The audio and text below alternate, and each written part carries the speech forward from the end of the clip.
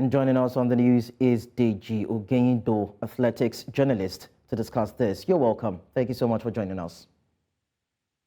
Yeah, it's a pleasure. Now, indeed, 2023 was a year that saw lots of events in athletics and record-breaking moments for African athletes. Now, looking at this, which moments would you describe as high points and low points for you?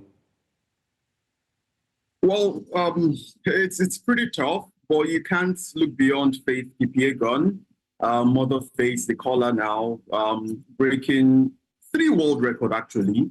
One was broken already by another African, which is the women's 5,000. Ethiopian counterpart Gudab broke it at the Diamond League last year, which was also monumental. But Faith took middle distance running to another level by virtue of how she consistently took on new attempts. Also took it to the World Championships, as well as winning 2 medals there in the 1.5, that's 1,500 meters, which is a specialty, as well as winning the 5,000 meters at the World Championships in Budapest. So I think I'll pick that up there. Perhaps pretty close will come to Tizis Asefa, the Ethiopian, who also broke the marathon world record last year at the Chicago Marathon. She's running 2:11, and which just told us that women can come within the cusp of breaking a 2 hours 10 minutes marathon from last year. So I mean, those landmarks were also key, and also forgetting Kelvin Kiptun. They say he's the new heir to the great Eliud Kipchoge. He also broke the marathon record.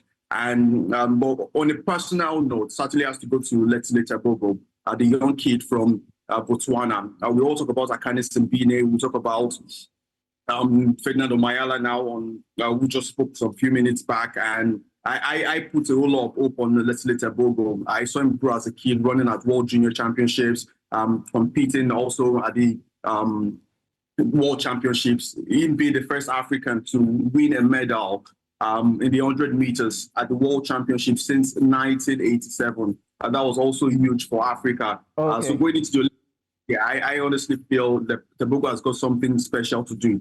Okay, 2023 was a year that saw African athletes get faced with allegations of doping. There are also issues with preparations, issues with logistics and funding. Now, ahead of 2024 Paris Olympic Games, so what do you think African athletes can do to rise above these challenges in order to dominate the world? It's difficult because most of the athletes that are caught doping are from the Tier A countries. Nigeria is still there, sadly. Kenya has been there for a long time. And these are countries that dominate sprinting and long distance in Africa. You also want to tag in Ethiopia in the mix.